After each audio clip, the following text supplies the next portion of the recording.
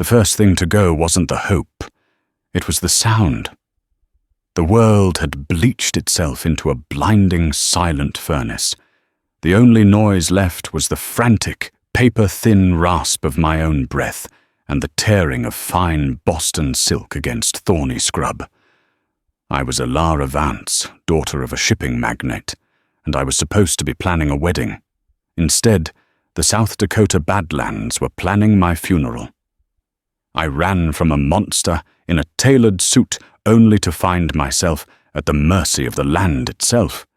And when I finally fell, when the world dissolved into blackness, I was found by a man whose silence was louder than any scream. He was a ghost, a warrior, and my only salvation. And I never knew that the man who would save my life would also be the one to shatter it. The lie tasted like dust and desperation. It had been clinging to the back of my throat for the 3 days since I'd fled the stagecoach. The official story, the one my fiancé, Silas Blackwood, would be peddling in the saloons and telegraph offices from Deadwood to Cheyenne, was one of tragic misadventure. A sudden lurch, a broken axle, a spirited young woman thrown clear into the unforgiving wilderness. They would paint it as an accident. A search would be mounted with Silas, ever the hero leading the charge, his face a perfect mask of feigned grief. But I knew the truth. Silas Blackwood was not a man who tolerated accidents. He engineered outcomes. He had purchased my father's debt, and with it he had purchased me. Our engagement was a transaction, a merger of his vast cattle empire with my family's East Coast name. In his eyes, I was not a bride-to-be. I was a prize mare, a beautiful, well-bred asset to be displayed and controlled. The look in his eyes when I once contradicted him in front of his associates. It wasn't anger. It was the cold, calculating fury of a master whose property had just spoken out of turn. That was the moment I knew I had to run. My escape was a frantic, clumsy affair. I'd used the money I'd sewn into the hem of my traveling dress to bribe the stagecoach driver, a man named Henderson, with whiskey-soaked veins and shifty eyes. For $50 he agreed to fake the breakdown 10 miles outside of Redemption Gulch and look the other way for a full hour. It was all the time I had. I scrambled from the coach, not with a survivor's grace, but with the panicked scrabbling of a cornered mouse, my fine leather boots, ill-suited for anything but polished floors and carriage steps. I ran east toward the rising sun, believing it was a symbol of a new dawn. I was a fool. A Boston-educated woman who could quote Shakespeare and debate philosophy was utterly hopelessly inept in a world that measured a person's worth by their ability to find water and read the sun. The Badlands didn't care for poetry. The sun was not a symbol. It was a hammer beating down relentlessly. By the second day, my water was gone. My lips cracked, my tongue swelled, and the elegant blue silk of my dress was a tattered, dirt-caked remnant of another life. The landscape was a cruel artist painting horizons that never got closer mesas, that shimmered like mirages of salvation. The silence was the worst part. It wasn't empty. It was full pressing in on me, amplifying the sound of my own blood pounding in my ears. Every rustle of a sage, rat, every circling vulture overhead was a harbinger of my demise. On the third day, the world began to fray at the edges. I saw Silas's face in the rock formations, his thin, cruel smile etched into the canyon walls. I heard my father's voice, on the wind, not calling for me, but counting the silver coins Silas had paid him. I stumbled over my own feet, my ankles swollen, my resolve evaporating under the relentless heat. I found a sliver of shade beneath a pock-marked rock outcropping. It wasn't relief. It was a place to surrender. I sank to the ground, the sharp gravel tearing at what was left of my dress.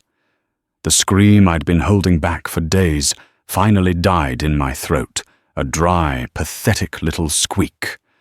My vision blurred the brilliant blue sky, turning a dark, swimming violet. This is it, I thought with a strange sense of calm. This is the end of Alara Vance. My last coherent thought was not of my family or the life I'd lost, but of the profound, humbling irony of it all. I had fled a gilded cage, only to die in an endless open grave. Then the violet turned to black. He had been watching the hawk for an hour, its effortless circles a familiar ballet in the vast, indifferent sky. He sat motionless on a high ridge, a position that offered a commanding view of the baked canyons and cracked earth below. To any observer, he would have been invisible, just another ripple in the heat shimmer, his buckskin blending perfectly with the dun-colored rock. His name was Thashunka Luta Redhawk, but the few white men who had ever seen him and lived to speak of it knew him only as a phantom, a whisper of the Sioux who refused to be broken. His silence was not a choice made that morning. It was a vow carved into his soul 5 winters ago. It was the day the blue-coat soldiers, led by a man with a yellow mustache and merciless eyes, had come to their winter camp on the banks of the Cheyenne River. They had come not for a parley, but for an extermination. He had been away on a hunt, and he returned to a scene of smouldering lodges, and a silence far more profound and terrible than his own. He found his wife, Wingwatse, and his young son, Hunilla, lying near the fire pit, their journey to the spirit world, a violent, unjust one. On that day, as he performed the rites alone, he vowed he would not speak the tongue of his people again until he had honored their memory, nor would he ever utter a word in the language of their murderers. His silence was his mourning, his armor, and his oath. He existed now as a man between worlds. He was a ghost of a life that was gone, a solitary guardian of lands that were being carved up and sold off by men with paper maps and greedy hearts. He hunted, he survived, and he remembered. The hawk suddenly broke its pattern, dipping a wing and letting out a sharp cry. It was not a cry of predation, but of curiosity. Redhawk's eyes, trained to see the slightest incongruity in the landscape, followed the bird's gaze. Down in the valley near a cluster of sun-scorched rocks was a splash of impossible color. Blue. It was the blue of a summer sky, a color that did not belong here among the reds, browns, and grays of the earth. He moved with a fluid grace that defied the treacherous terrain. His descent down the ridge was silent, his moccasins finding purchase on stones that would have sent a shod horse tumbling. As he drew closer, the shape resolved itself. It was a woman, a white woman, judging by the tattered remains of her dress. She was lying face down, one arm flung out, as if reaching for something that wasn't there.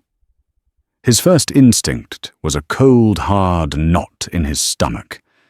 White people were a pestilence, a source of pain and loss. This woman was part of the world that had destroyed his.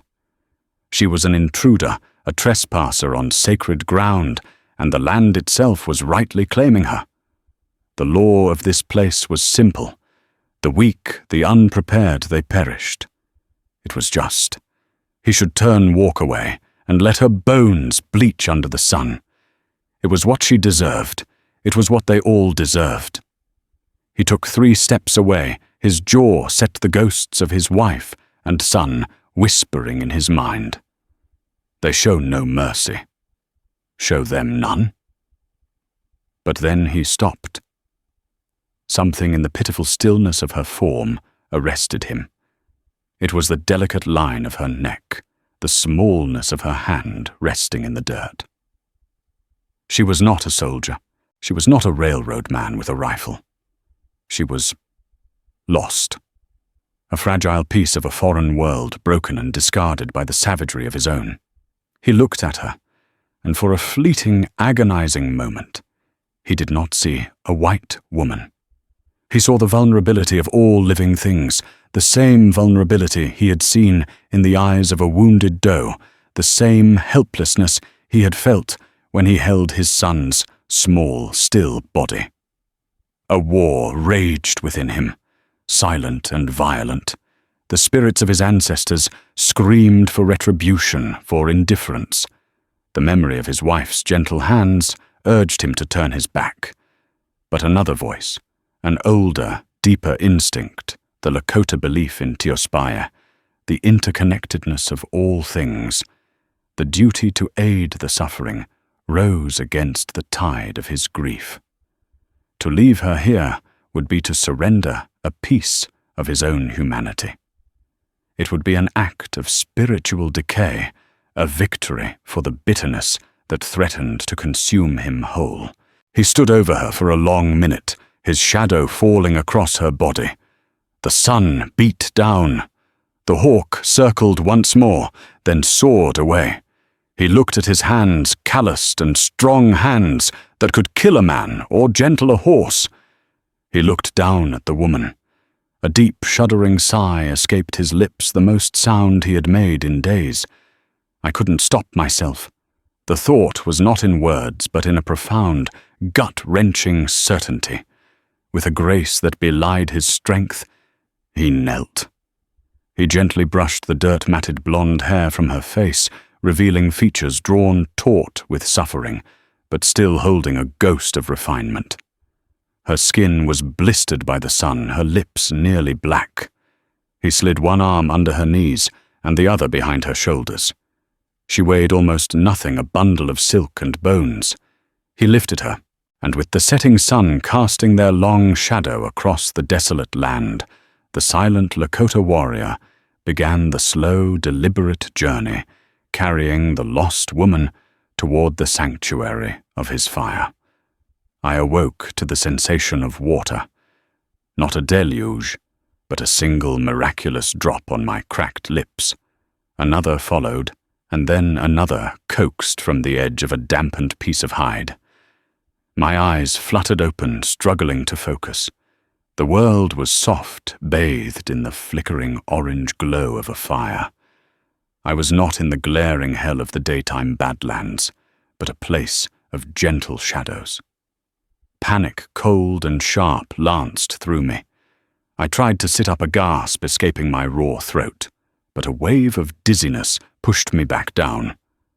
I was lying on a soft buffalo robe, my head propped on a bundle of what felt like furs. My ruined dress had been covered by a warm wool blanket. And then I saw him. He sat on the other side of the small, smokeless fire, his back straight, his posture one of patient stillness. He was a native, a Lakota Sioux, from the look of his buckskins and the single hawk feather tied in his long black hair. His face was a mask of hard angles and sorrow, his features sharp and noble, his eyes fixed on the flames. He seemed carved from the very rock of the canyons around us, a man who was part of the land, not just a visitor upon it. My heart hammered against my ribs. Everything I had ever been told about these men, the savages of the plains, screamed at me to be afraid. Tales of brutality, of scalping, of unspeakable violence flooded my mind. Was this a rescue or a capture? Had I merely traded one form of death for another, slower and more terrifying? He must have sensed my stare, for he lifted his head. His eyes met mine across the fire. They were not the wild, hate-filled eyes of the men in the dreadful, penny-dreadful stories. They were dark, deep-set, and filled with a profound, ancient weariness. There was no malice in them, but there was no warmth either. There was only a quiet, assessing distance. I pushed myself up on one elbow, my voice a painful croak. Who are you? Where am I?" He did not answer. He simply held my gaze for a moment longer, then turned his attention to a small pot simmering over the fire. Using a piece of wood, he nudged it closer to the flames. The aroma of simmering broth, rich with herbs and meat, reached me, and my stomach contracted with a pang of hunger so fierce it made me gasp. He ladled some of a thin, clear broth into a small wooden bowl, and rising walked around the fire toward me. He moved with a silent, deliberate grace that was almost unnerving. Every instinct told me to recoil, to scramble away, but I was too weak. My body was a traitor, refusing to obey the frantic commands of my mind. He knelt beside me, not too close, and extended the bowl. I stared at him, my eyes wide with a mixture of terror and desperate need. He did not speak, did not gesture impatiently. He simply held the bowl, his expression unreadable. Finally, my gnawing hunger won out over my fear. My hand trembled as I reached for it, my fingers brushing his. His skin was warm and calloused. I took the bowl and drank the hot, savory liquid, a balm to my ravaged throat and a fire in my empty belly. It was the most delicious thing I had ever tasted. This became our pattern for the next 2 days. He was my silent, enigmatic caretaker. He never spoke a single word. Not one. His silence was not empty or awkward. It was a physical presence, a wall I could not penetrate. Yet his actions spoke a language of their own.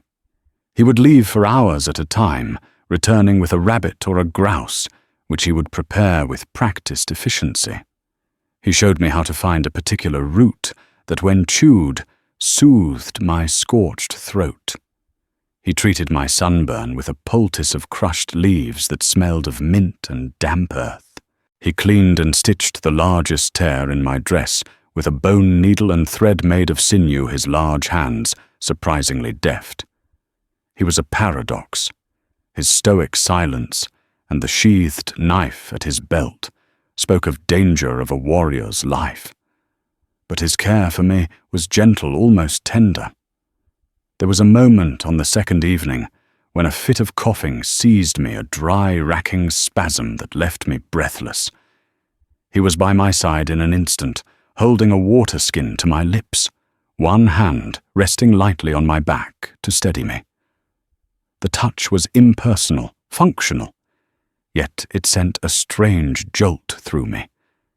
It was the first human touch I had felt in what seemed like a lifetime that wasn't possessive or violent. I tried to speak to him, to fill the vast silence with the nervous chatter that had served me so well in Boston drawing rooms. I told him my name was Alara. I told him I was lost. I asked him his name 12 times. He would simply look at me, his dark eyes holding mine for a moment, and then return to his task, whether it was sharpening his knife or staring into the endless night sky. His silence was absolute, a deliberate and unbreachable fortress. Slowly my terror began to recede, replaced by a profound and unsettling curiosity. Who was this man?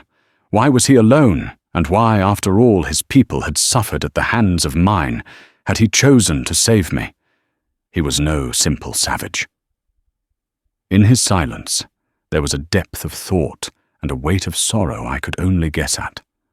A bond began to form between us, woven not from words, but from shared cups of broth, from the crackle of the nightly fire, from the simple, profound act of him keeping me alive in a land that wanted me dead.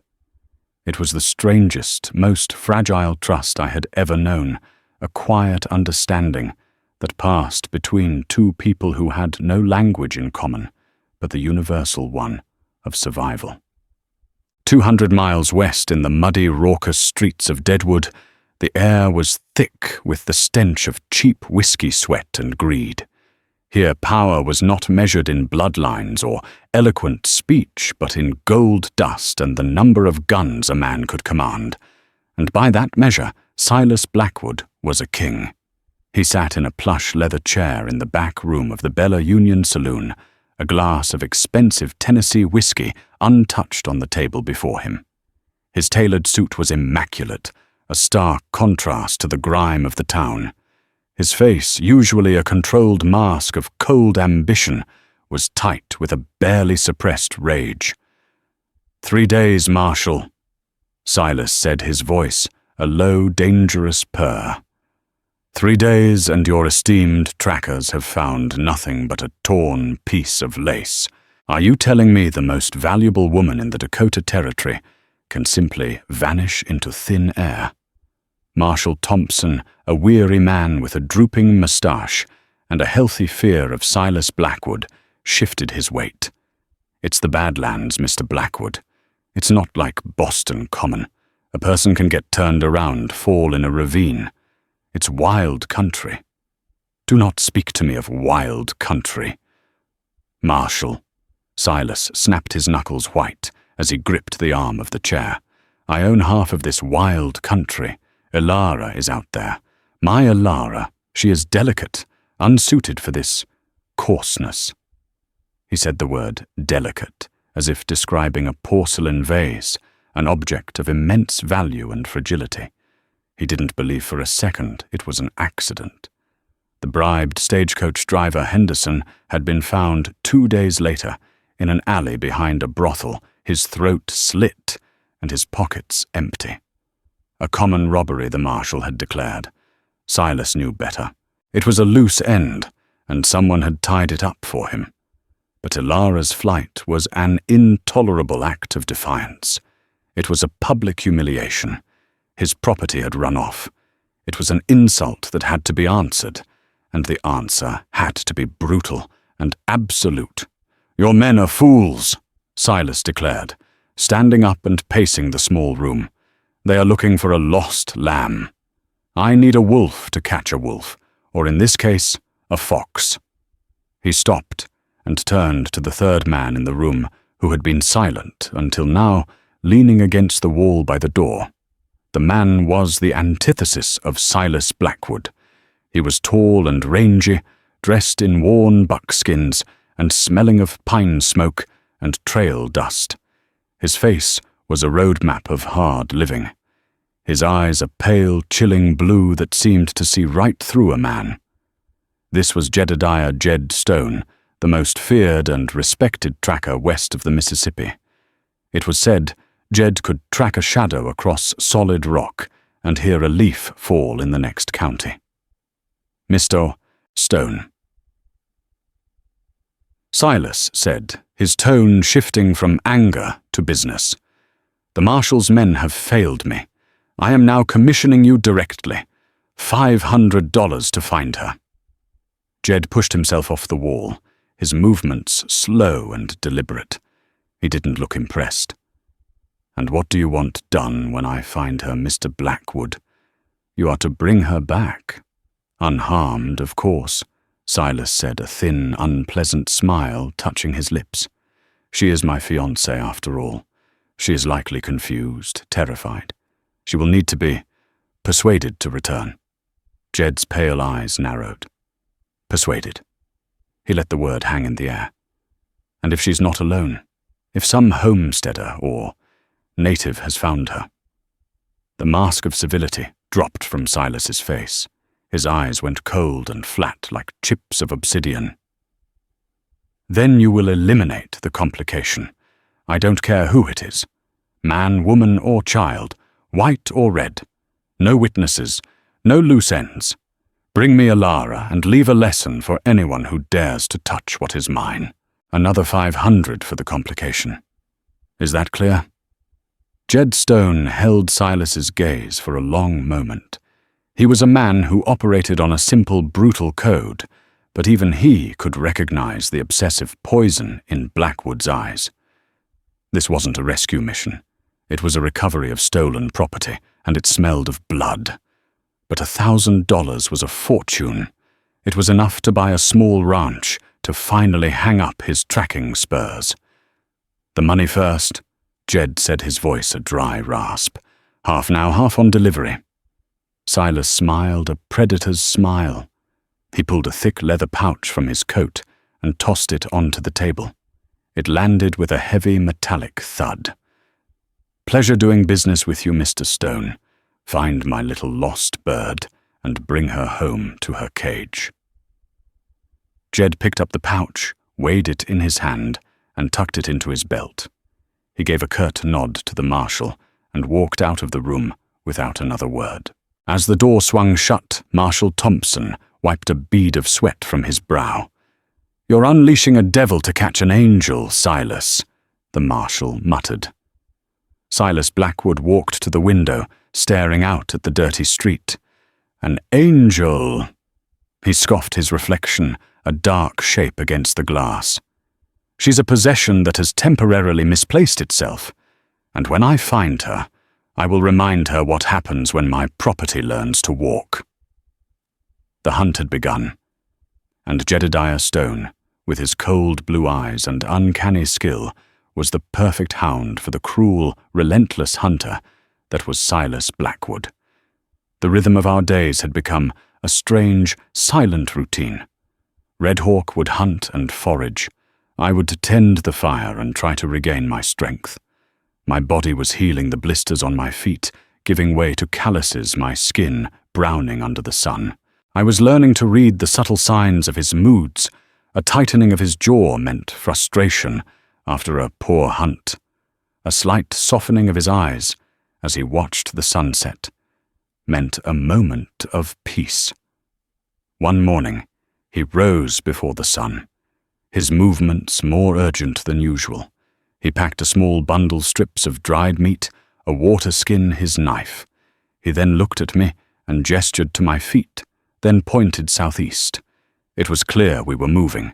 The why was unspoken, but I felt a prickle of unease. He had seen something or sensed something that told him this temporary sanctuary was no longer safe. Our journey was slow. He adjusted his long, loping pace to my much shorter, still recovering one. He showed me how to walk on the balls of my feet to make less noise, how to choose a path that left the least sign. He was teaching me, I realized, not just to travel, but to disappear. On the second day of our trek, we entered a narrow, winding canyon. The high rock walls provided shade from the relentless sun, and the air was still and cool. The canyon floor was sandy, and as we walked, I noticed something odd. There were dark, circular patches on the ground, the unmistakable sign of old campfires. And then I saw it a piece of rusted metal, the hoop from a small barrel. A little further on, a fragment of blue and white pottery, clearly of settler design. This had been a camp, but something was wrong. The silence here was different. It wasn't the living silence of the open plains. It was the dead, heavy silence of a graveyard. Red Hawk had slowed, his body tense, his eyes scanning the canyon walls. I saw him touch the handle of his knife, a gesture I had never seen him make before. We rounded a bend, and the full scope of the scene came into view. It had been a small hidden settlement or a winter camp. The dark circles were the remains of what must have been half a dozen lodges or cabins long since burned to the ground. The earth was still scorched, in places a testament to a fire of unnatural intensity. Scattered amongst the ruins were the detritus of shattered lives, a broken wagon wheel, a child's leather doll with one button eye missing a rusted cook-pot with a hole in its side, and bones, sun-bleached and scattered by scavengers. Not all were animal. I felt a wave of nausea and stumbled back, my hand flying to my mouth. Red Hawk did not seem to see me. He walked forward, his steps slow and heavy, as if wading through a nightmare. He stopped at the center of the largest burned circle where a family would have gathered. His eyes, which I had only ever seen as stoic and unreadable, were now filled with a pain so raw and absolute it stole my breath. He knelt slowly, his knees sinking into the ash and dust of his past. He reached out a trembling hand and picked up a small charred object from the dirt. He brought it to his palm, his fingers curling around it. It was a single small bead, the kind a mother would weave into her child's moccasins. And then the impossible happened. A sound tore from his throat, a low, guttural cry of pure agony that seemed to echo off the canyon walls. It was the sound of a wound that had never healed, ripped open anew. It was the sound of a man who had lost everything. He bowed his head, his broad shoulders shaking with silent sobs. And from that deep well of grief, a word emerged. It was not English. It was a soft, broken whisper in his own tongue. Honila. The word was meaningless to my ears, but its emotional weight was staggering. It was a name. I knew it in my soul. A son's name. This was his home. This was his family. I was standing in the ashes of his entire world. My fear of him, my curiosity, my self-pity, it all evaporated in that moment, replaced by a wave of profound, heart-wrenching empathy. I saw him then, not as a savage, not as a silent warrior, but as a man, a husband and a father drowning in a sea of loss. The wall of his silence hadn't been built to keep me out. It had been built to hold his own shattered heart together. I didn't know what to do. Words were useless. I took a tentative step toward him, then another. I knelt in the dirt beside him, my fine Boston manners forgotten. I didn't touch him. I didn't speak. I simply knelt beside him, a silent witness to his grief, sharing the crushing weight of the silence in that dead and hollow place. After a long time, he grew still. He opened his hand and looked at the single fire-stained bead. Then, with a quiet reverence, he carefully dug a small hole in the ash. With his fingers, placed the bead inside and covered it over. A burial. A final goodbye. He rose to his feet, his face once again an unreadable mask, but the storm I had seen in his eyes was still there, just beneath the surface. He looked at me, a long, searching look, and in that moment, the dynamic between us shifted forever. I was no longer just a burden he had rescued. He had allowed me, however unintentionally, to see the source of his pain. He had shared his ghost with me. And in the heart of that desolate canyon, surrounded by the echoes of a massacre, our fragile, unspoken bond was forged into something stronger, something that felt terrifyingly like trust. Jedediah Stone was patient. It was the quality that separated a good tracker from a dead one. For 3 days he had followed the faint trail from the staged accident.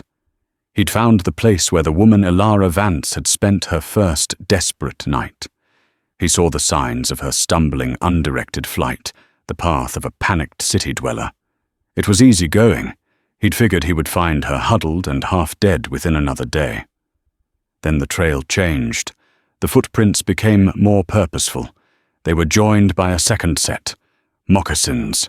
The stride was long, confident, and light, a native. The woman's own prints became less erratic, falling into a steadier rhythm behind the first. She wasn't a prisoner being dragged, she was a student being led. Jed crouched, examining a track in a patch of hardened mud near a dried-up creek bed. The moccasin print was clean deep at the ball of the foot. Lakota, most likely. The man knew his business. He was using rocky ground where he could sticking to shadows, making Jed work for every single clue. This was no longer a simple recovery. This was a hunt, a contest between two masters of the same silent craft. A grim smile touched Jed's lips. He respected the challenge. He found their camp by the rock outcropping 2 days later. The fire pit was cold, the ashes scattered in a way that looked natural to an untrained eye. But Jed saw the faint impression in the dirt where someone had lain the scuff marks, where they had packed and moved on. He also found a single fine blonde hair snagged on a piece of sagebrush. Blackwood's woman. He was on the right trail. Jed didn't need to see his quarry to know him. The signs spoke for themselves. The way the native chose his path, the leanness of his camps, the utter lack of wasted effort. It bespoke a man living alone, a man shaped by hardship. Jed had heard whispers in the trading posts and army forts of a Sioux ghost, a warrior who still roamed the Badlands long after his people had been forced onto the reservation. They said he was a survivor of the Blue Creek massacre 5 years back, a man who had lost everything. As Jed tracked them, a strange sense of unease began to settle in his gut. This wasn't the picture Blackwood had painted. This wasn't a brutish savage dragging a terrified white woman back to his tipi. This was different. The tracks told a story of care. The pace was slow, accommodating the woman. The campsites were chosen for shelter, not just concealment. He had found a place where the native had dug for sago lily roots, a food source, but had only taken a few, leaving the rest of the plant to grow. That was not the act of a thoughtless brute. The pursuit led him toward the winding network of canyons to the southeast. The tracking became harder here, the rock floor holding few prints. Jed had to rely on subtler signs, a freshly broken twig, a dislodged pebble, the faintest whiff of wood smoke on the evening breeze. One late afternoon, he was moving slowly along a high ridge overlooking a deep canyon when he saw them. They were more than a mile distant, 2 small figures moving through the shadows below. The man was in the lead, the woman following closely behind. Even from this distance, Jed could see there was no fear in her posture. She moved with a weariness, yes, but also with a kind of determination he hadn't expected. He lifted his spyglass, resting it on a rock to steady his hand. He focused on the figures. The man was tall and lean, moving with the coiled energy of a panther. The woman Blackwood's prize looked nothing like the delicate flower he'd been described.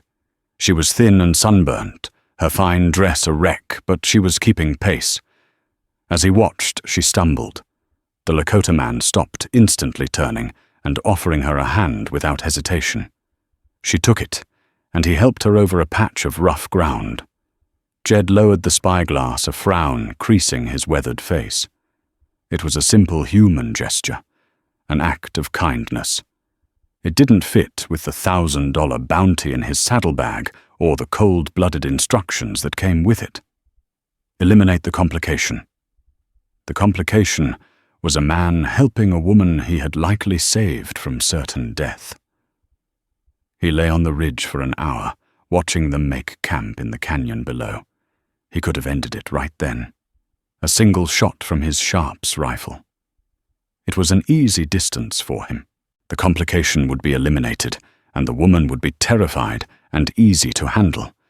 It was the job. It was the $1,000. It was the ranch he dreamed of. But he didn't take the shot. Something held him back. It was the quiet dignity of the scene below. The man tending the fire, the woman washing her face in a small pool of collected rainwater. They shared a piece of cooked meat, eating in a comfortable silence. It was a scene of quiet companionship, not of a captor and his captive. Jedediah Stone was a hard man, and he had done hard things for money.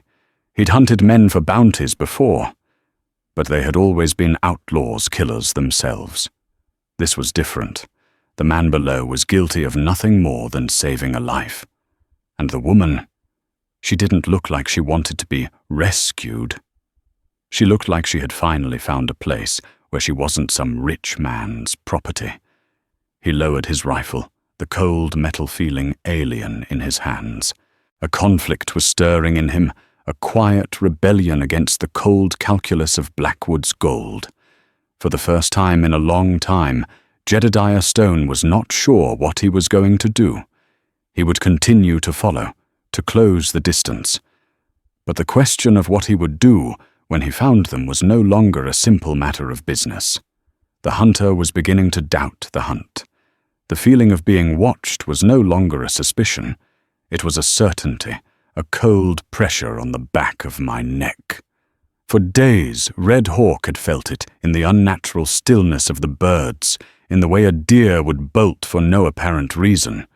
He knew they were being tracked. His movements became more urgent, his jaw set in a grim line. He pushed our pace, not toward open country where we could run, but deeper into a maze of towering stone monoliths and narrow twisting passages. It was a place the Lakota called Wagnuka Owayawa, the place of whispering spirits. I understood his strategy as we made our final camp. We were in a small sheltered alcove, carved into the side of a massive sandstone pillar, accessible only by a single narrow trail. Below us, the canyon floor spread out like a map. From here, no one could approach unseen. The place itself felt ancient and alive. The wind funneling through the rock formations created a low, mournful hum, like voices from a forgotten time. It was a defensible position, a place where a lone warrior could fight like 10, and a fitting stage for whatever was to come. The sun began its slow, majestic descent, setting the sky ablaze in fiery strokes of orange, violet, and blood red. The profound beauty of the sunset was a cruel contrast to the tension that crackled in the air, making my heart hammer against my ribs. Red Hawk had not left my side since midday.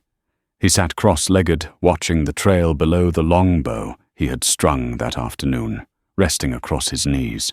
He had laid out 4 arrows beside him, their flint heads gleaming in the fading light. His preparation was a silent, focused ritual, and it spoke more of the coming danger than any words could. I looked at my own hands. They were scraped and calloused, my nails broken and filled with dirt. They were no longer the hands of Ilara Vance, the debutante. They were the hands of a survivor. My fear was a cold, hard knot in my stomach, but it was tangled with a strange, fierce resolve.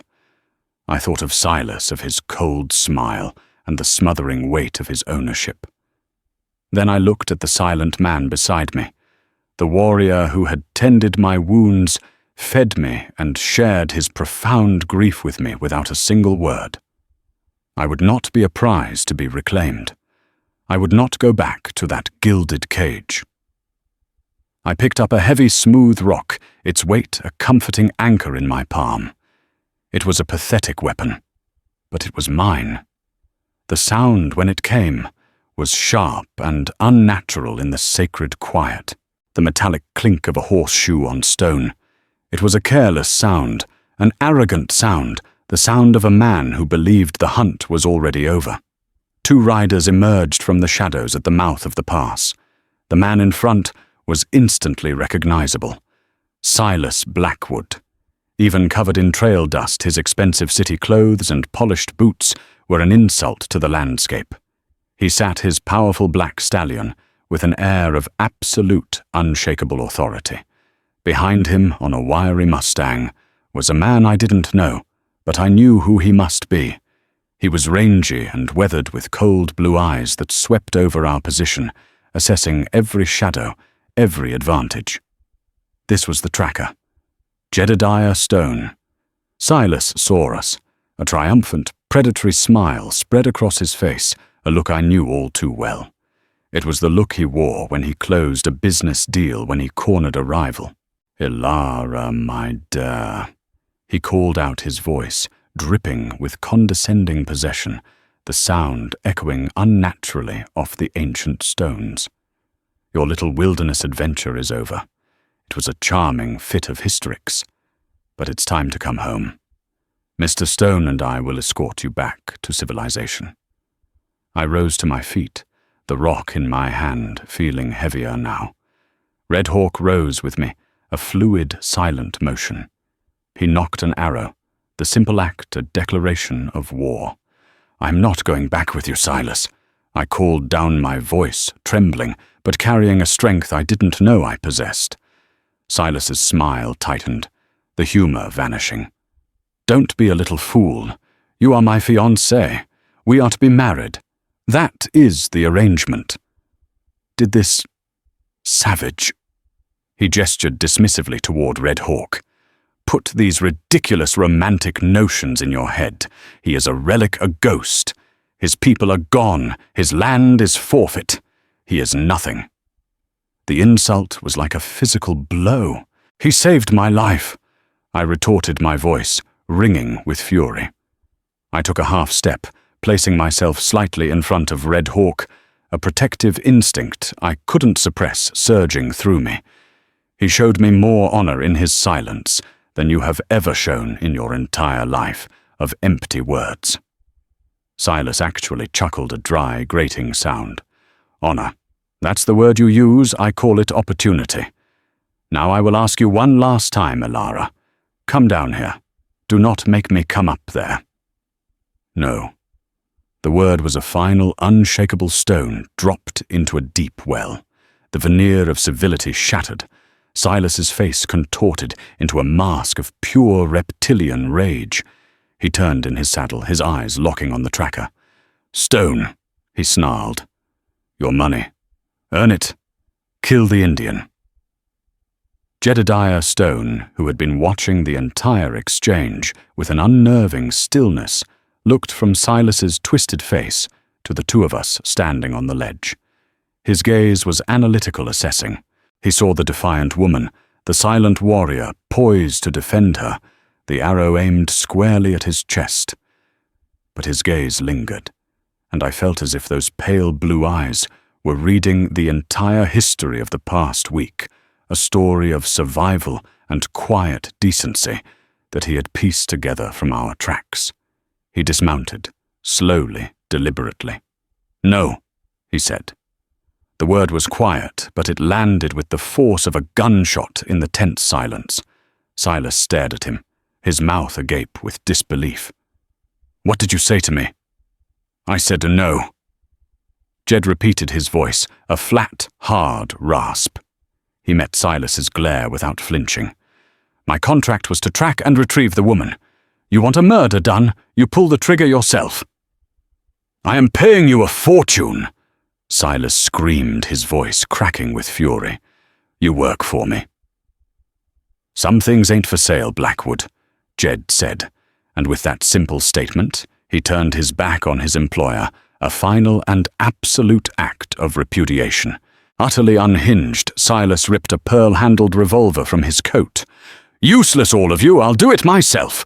He raised the pistol, the barrel glinting in the last rays of sunlight. But he didn't aim at Red Hawk. He aimed it at me. "If I can't have you, Elara," he hissed, his eyes wide with madness, "no one will—" The world seemed to slow to a crawl. I saw the black eye of the barrel, the whitening of his knuckle on the trigger. In that frozen moment, I saw the whisper of the arrow leaving the bow. It flew not with a whistle but with a sound like tearing silk, a whisper of death that crossed the space between us in a heartbeat. It struck Silas in the right shoulder, the force of the impact throwing his arm wide.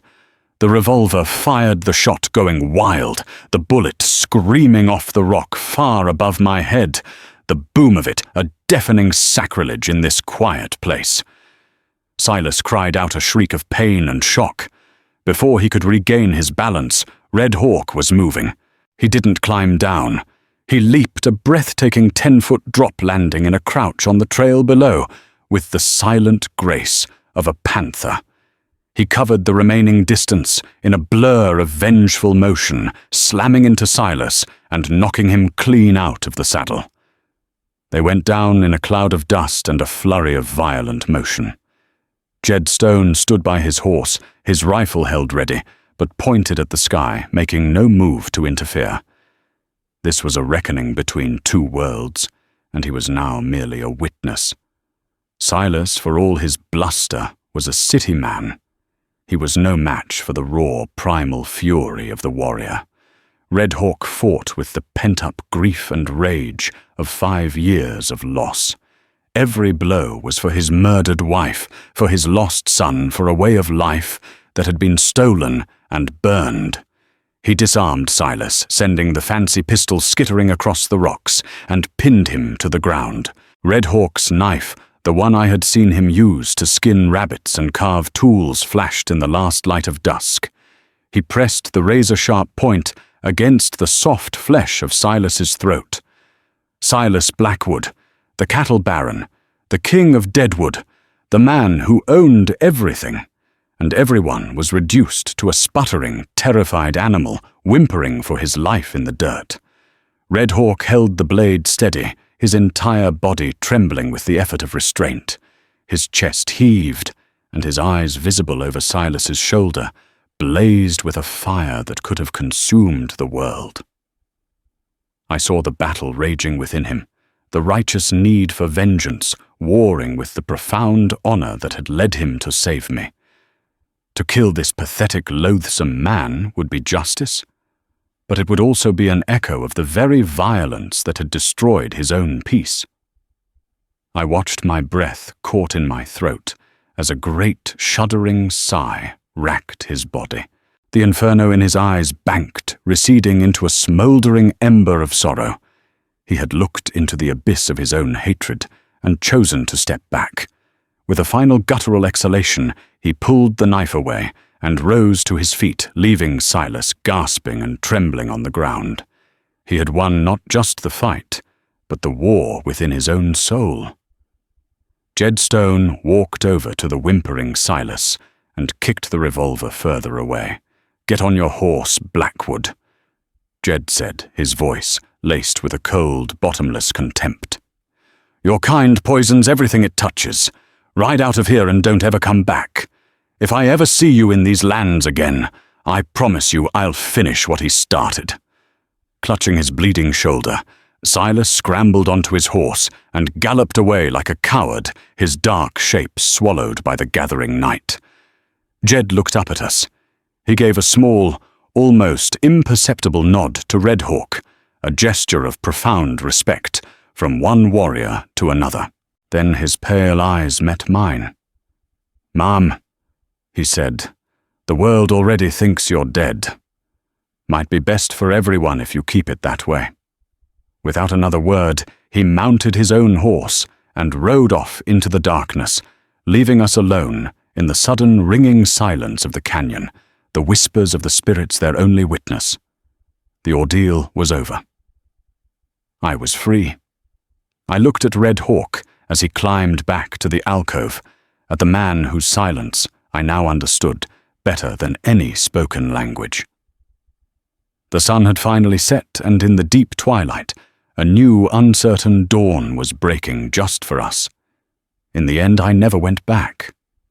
How could I, the world of Silas Blackwood of transactions and gilded cages, was more desolate than the Badlands had ever been? My name, Alara Vance, faded into rumor, a ghost story told in dusty saloons. I found a new name, a new life under the vast open skies, with the silent man who spoke a language of honor, survival, and quiet strength. Our story wasn't one of grand romance, but of something deeper forged in fire and silence. It was a story of two broken people from different worlds finding a way to make a new one together, in the heart of a land that was as wild, dangerous, and beautiful as the path we chose. If this story of survival honor and the untamed heart of the West moved you, please take a moment to hit that like button. Share it with someone who loves a story that goes beyond the simple tales of heroes and villains. And most importantly, subscribe to our channel for more stories from the forgotten corners of history. Your support allows us to keep these echoes from the past alive. Thank you for listening.